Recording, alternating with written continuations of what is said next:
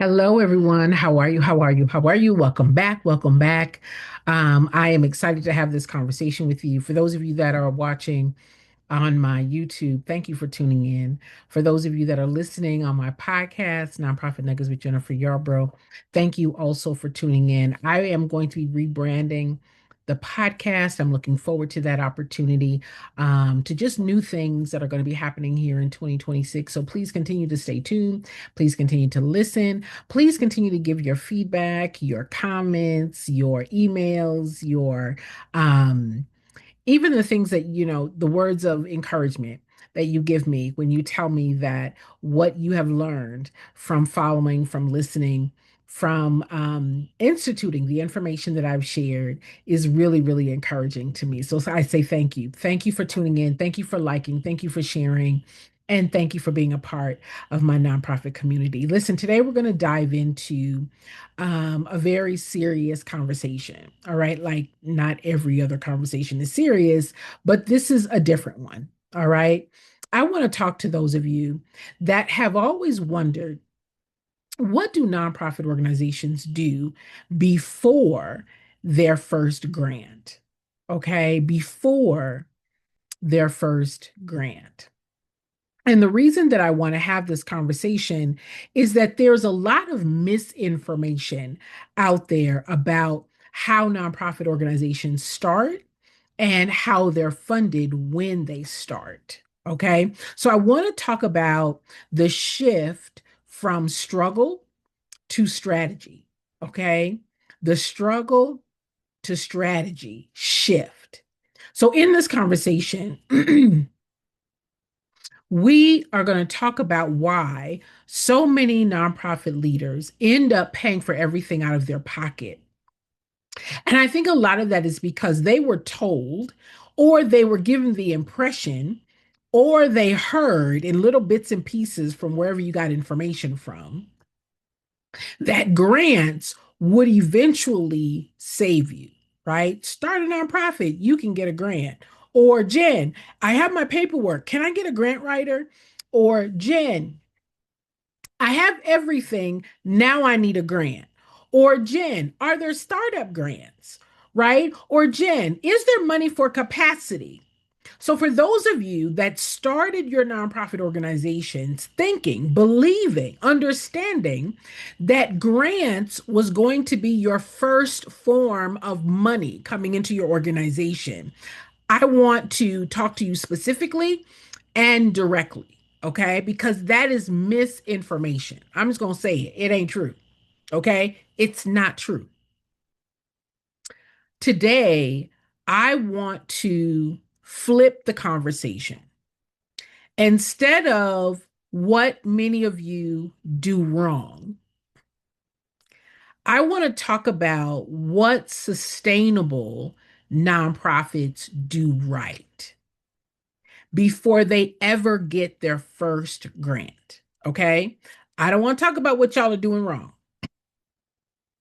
I want to talk to you about what organizations that are doing it right, what do they do before they get their first grant? Because grants are not the starting line. They are a mile marker in a race. Okay. I'm going to say that again. Grants are not the starting line. For many of you that thought, Jen, let me start my nonprofit. Can I get a grant? Jen, I started my nonprofit. Are there grant funds out there? Grants are not the starting line. They are not the savior.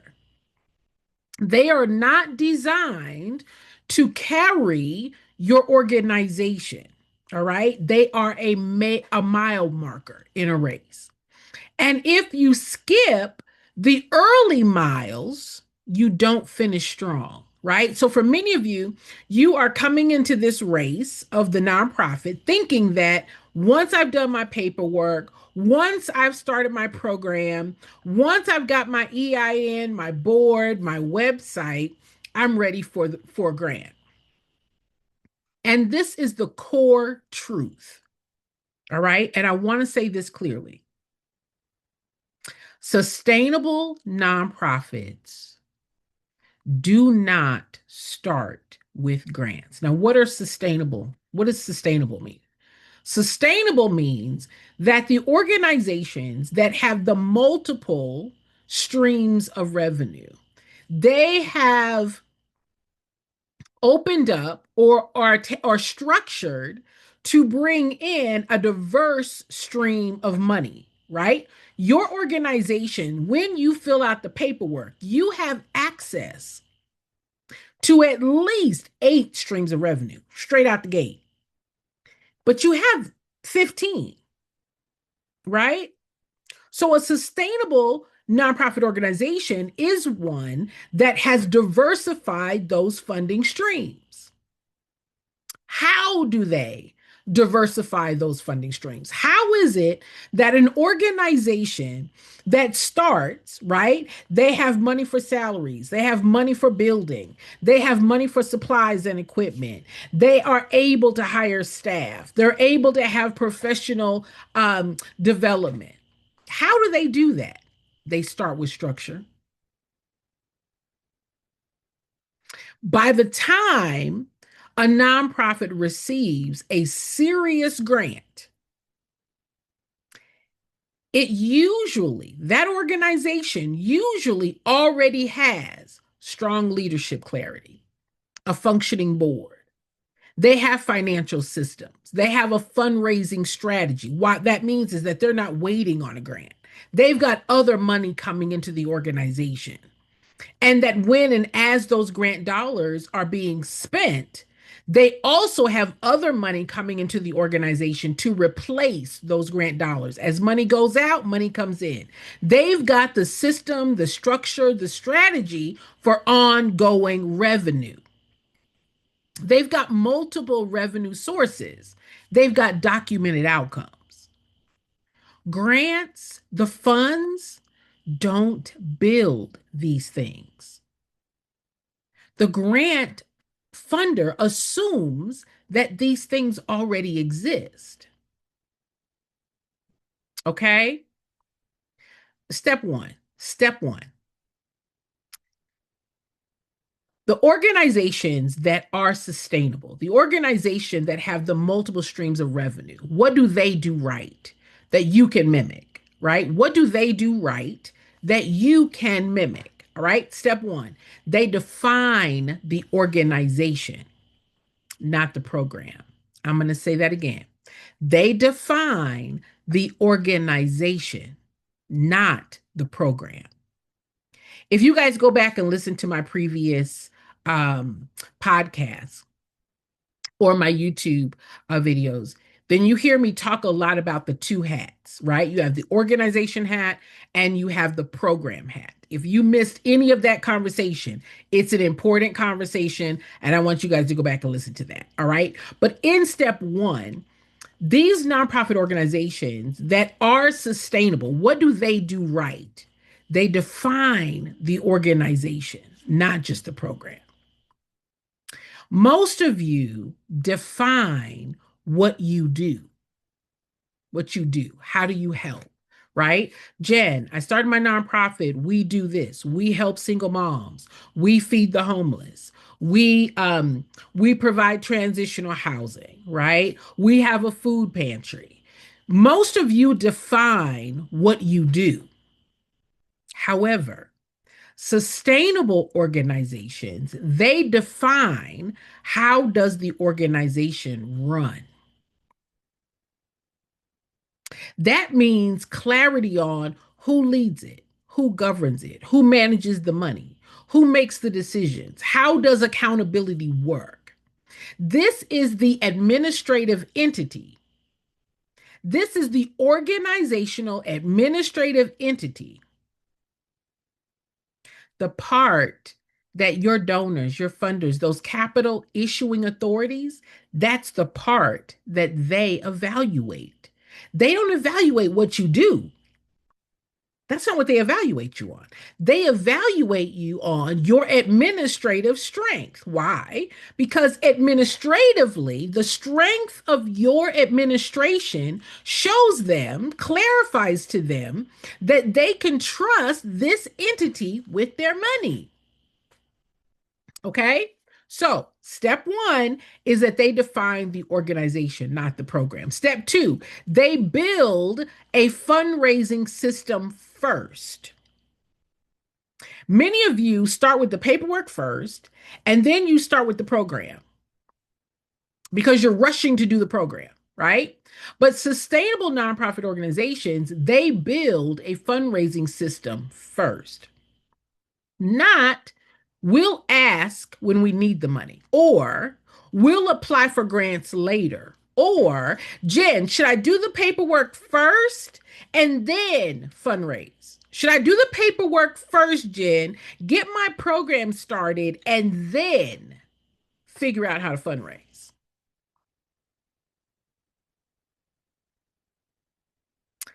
The organizations that are sustainable, that start before they get their first grant, that they have monies coming into their organization even before they get the first grant. What do? They know how money will come in. They've identified the multiple streams of revenue. You've got 15. They have put together a plan, a path, a system, a structure to diversify and to bring in different streams of revenue on a regular, on a monthly, on a weekly, on a daily basis, right? They've identified the multiple ways by which money comes into the organization. They did that first. Most of you start with doing the program first. Most of you start with doing the paperwork, doing the program, and now you're funding everything out of your own pocket, right? Again, this is not about what y'all do wrong. This is about showing you what the others do right. They build donor relationships early. Many of you start your nonprofit organization, get your program going, start paying for everything out of your pocket, and now you're struggling because you're paying for everything. And now you're like, well, Jim, we don't have any donors, or funding is my biggest challenge. Those that do it right, they build donor relationships early. They communicate impacts consistently. 98% of your donors give because of impact, not activity, not passion. 98% of your donors give because of impact, not activity. So communicating impact consistently raises the visibility to show, to clarify, to introduce, right? To build relationship, to establish trust. That through communicating your impact, now your donor, your funder, your supporter, your contributor, those that would be in your community as an asset or as open to partnering with your organization, now they've seen that visibility, right? They don't wait for grants. Many of you are like, well, Jen, I'm doing everything on my pocket because I'm just waiting on a grant. I just waiting on a grant, Jen. Should I get a grant writer? Jen, I've been trying to get a grant. I've been writing grants. I've been learning about how to write grants, but I've not brought in any other money. I've not brought in any other streams of revenue. I'm waiting for the grant. The organizations that are doing it right, they design revenue flow. Did you hear what I said? They design revenue flow. They know where money is coming from. The paperwork says that you know the various fundraising programs. Again, you have 15. That means you can design the revenue flow for your organization. That's what they do right. And that's what you all can do. All right. So number three, they know their numbers. They know their numbers. Sustainable nonprofits know the monthly operating costs, the program costs per participant. They know what it takes to grow. They know what it takes to sustain their organization. They know what it takes to sustain in terms of staff, in terms of space, in terms of materials, supplies, all of the financials, they know. Without numbers, you can't build sustainability. Funders, those donors, those funders, those supporters, those capital issuing authorities, they trust clarity, not guesswork. They trust clarity, not guesswork. And many of you are guessing. Well, how much money do you need in a grant? I don't know. Maybe we need, I don't know, maybe we need only $30,000, only $50,000 per year. That's less than $1,000 a month. Not that it's not about the money, but are you really able to accomplish your mission? Are you really able to affect impact? Or are you guessing, right? Your donors, your funders, your supporters, they trust clarity, not guesswork. Number four, they build trust before asking. They build trust before asking. They don't show up only when they need money. They share updates, they communicate impact, they build relationships, they engage their community. You are a community based organization, right? So, building relationships, showing credibility, establishing relationships, building trust with the people that would entrust their money to your organization. When that's done right, that's where your money comes from. Fundraising is not about the money. Fundraising is not about money. Fundraising is about building trust. Fundraising is about showing, engaging, introducing value, right? Why should your community value what you do? Showing your community, demonstrating to your community that your work not only affects the people that are in your program, but it also benefits the entire community, right? So, how do you do that? Sharing updates, communicating impact, building relationships, engaging your community.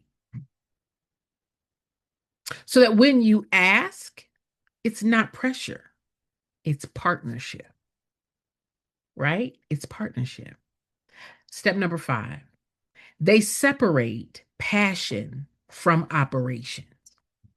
Organizations that are sustainable, organizations that are fully funded, organizations that have enough money coming into their organization on a regular basis to be able to afford their expenses, right? That's how you balance a budget.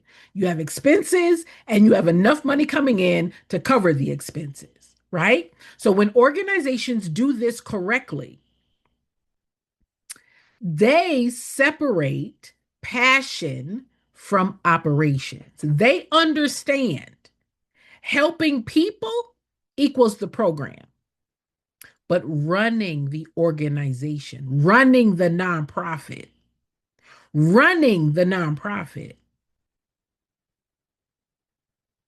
strengthens the viability of the organization. They don't confuse the two. They treat operations, the administrative entity, as sacred and not just overhead. All right. Step number six, they design for sustainability. I say this every day.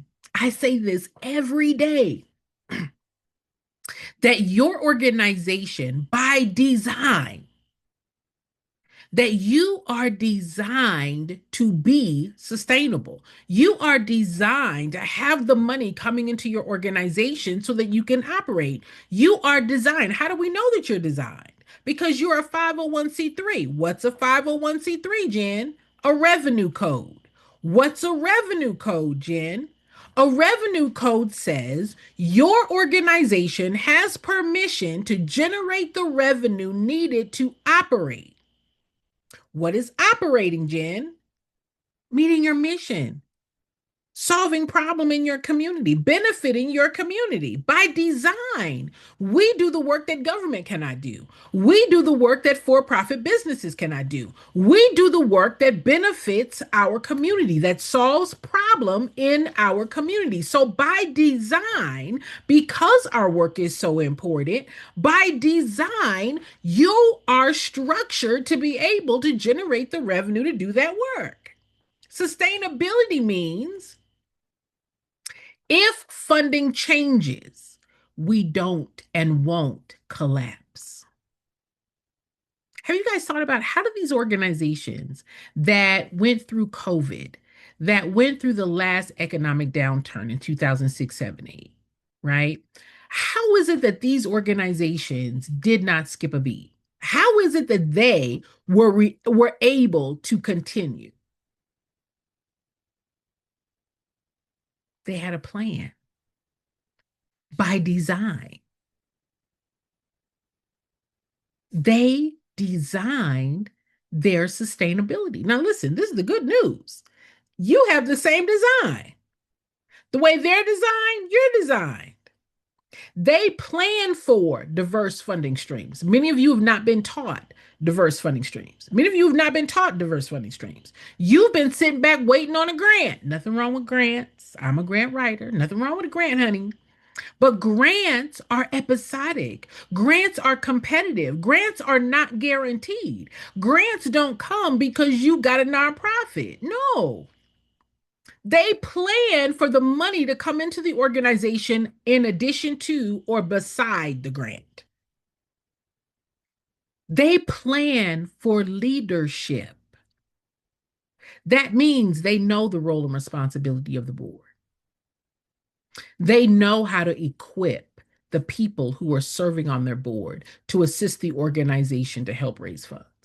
For those of you that say, Jen, I have board members, but they're not helping. Jen, I have board members, but they're not active. Jen, I have board members, but I'm doing everything by myself. Jen, I have board members, but they're not engaged. That's a leadership issue. That's not a board issue. That's a leadership issue. Saying, when they came into the board, I did not have a plan. I did not have a structure. I did not have the process to develop, to help, to support, to train them on what to do. I just assumed that as a board member, they would know how to raise money. Well, the same could be true that as the CEO, as the founder of the organization, that you too would know how to raise money. That's leadership continuity. They plan for that. They plan for financial stability. They don't build on hope. They build on design. Did you hear what I said? Many of you build on hope. You build on your passion. You build on, what happened to you or in honor of. Nothing wrong with any of those things. But that's not a design. A design to keep the doors open, a design to scale financially, a design to hire staff, a design to be able to expand your program or your organization, a design for you to have the funds that you need to operate. Listen, your 501c3 is a revenue code. The IRS is giving you permission to design your organization to bring in the monies needed to accomplish your mission, to benefit your community, to meet need in your community. That's by design. That's not that's not random. That doesn't happen, periodically. No, it's by design. The paperwork says so. The paperwork says so. Listen, if you didn't start your nonprofit the right way, if you did not start it this way, you're not alone. Okay? You're not alone. Most nonprofit leaders who are just starting their nonprofit organizations, out of 187 do it wrong. 87 do it wrong. 13 do it right. Now, how is it that the 13 do it right, but the 87 do it wrong? They're built the same. They fill out the same paperwork. They're structured exactly the same. How is it that out of 100, 87 do it wrong, but only 13 do it right? 13 organizations that started before they got a grant. They started with the funds needed to operate, and it wasn't coming out of the person who started's pocket. How did they do it right? They learned. Most of the 87, most of you weren't shown how to start the nonprofit in this sequence. You all are getting your information from Facebook groups, from Google Nation, from YouTube University, from AI. Most of you are just kind of going according to gut, right? You're just kind of winging it. But that 13, they built it by design. By design. Most of you were not shown this sequence, right? You started by investing in program. You started by investing in website. You started by investing in the paperwork instead of investing in how do I run this? How do I do this? How do I bring in the resources to sustain it? But listen, now you know, right? And knowing means you can correct the path. It's not a wash. Now we just need to put the strategy, the structure in order. I help nonprofit leaders build this structure step by step. So funding doesn't feel like survival. For those of you guys who are new to me, I've been doing this for 39 years. This year in June, it will be 40 years. I am a professional fundraiser. I am a grant writer. I am a nonprofit executive leadership coach and financial strategist. I put together the structures and the systems in the organizations nationally and internationally. I have helped thousands of organizations. That was my job, my full-time job was helping organizations ensure that they have the money that they need to be sustainable. It's by design. It's not random. It's not luck. It's not like some can and some can't. No, by design, you are designed to be sustainable. You're designed to hire staff, to have team, to be able to scale. Why is that important? Because the more need that you can meet, the more you benefit your community, right? The more resources that are needed to cover the real expenses, right? You've got the phone, you got materials, you got supplies, you got the website, you got accounting, you got bookkeeping, you've got marketing, you got fundraising, you got space, you have program outreach, you have gas, you got the snacks. Listen, it costs money. You got the bank fees, it costs money to run and to operate the business. That's the expense side. So that then means by design, you have the revenue coming in to cover the expenses. Otherwise, you won't be able to continue to operate. You won't be able to continue to benefit your community. Am I making sense? So I help nonprofit leaders build that structure step by step so that funding doesn't feel like a survival. I can't tell you if I had a penny for every time a person said to me, Jen, funding is my biggest challenge. Funding is my biggest challenge, Jen. And I have to say, funding is not your biggest challenge. Structure or lack of structure is your biggest challenge. You're not structured to raise money. You're not structured to diversify your funding streams. You're not structured. You can be. Everybody is. Everybody can be. It's by design. You are designed according to the paperwork. I'm not saying it. The IRS said it. The paperwork says it. The paperwork says you know how much gross annual receipts come into your organization every year for 3 to 4 years. That means for the forward future, for the predictable future, you have knowledge of, you have structure for, you have the ability and the capacity to bring in revenue for the next 3 to 4 years, every year, 3 to 4 years, every year, 3 to 4 years in the future. That's by design.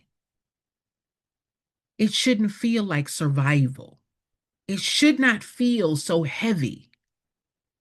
That's not how it's designed. Listen, if you're ready to build your nonprofit to last, if you're ready to say, Jen, I wasn't shown how to do it right. I wasn't shown how to do it right. I was just kind of winging my way through it. I was making it up as I go. I had no one to show me, to communicate, to explain. I just kind of did this on my own. I made a lot of assumptions. I didn't get the clarity needed. I didn't know where to go. I didn't know what I didn't know. And now that I'm out here and I'm stuck, I don't know how to get unstuck. And I'm going to tell you honestly and directly, the only thing that's going to move your organization forward is knowledge. You, as the founder, as the executive director, you are the lid. John Maxwell said this. You are the lid. The more you know about the structure of your organization's ability, capacity, um, the way that you are supposed to be structured to raise money, the more you know how to raise funds, the more quickly your organization will grow. As you know more, your organization grows, right? If you are a three, your organization is going to stay a two. I don't know how to raise money, Jen. I don't know how to find donors, Jen. Jen, I don't know how to get grants. Jen, I don't know. I don't know how to find board members, Jen. I don't know how to help my board members raise money. I don't know, right? That's your knowledge. You are the lid. And if you don't know how the organization is structured by design to bring in money, if you, the lid, doesn't know, the organization cannot grow. It's impossible. You are the lid. So if you don't know what to do, your organization can't grow. Your program can't grow. Your reach can't grow. Your capacity can't grow. Your influence can't grow. Your benefit can't grow. You are the lid. So when you know how to structure your organization, where you know how to diversify your funding streams, when you know where else money comes from to be able to pour into your organization, not just yearly, but monthly, weekly, daily, when you are able to build the system, the structure, manage that, hire the people to help you do that work, now you're not doing everything by yourself, right? Now the stress and the strain is not on you. As you know more, your organization can grow. And at the rate that you know, is the rate by which your organization grows. That's not a money issue.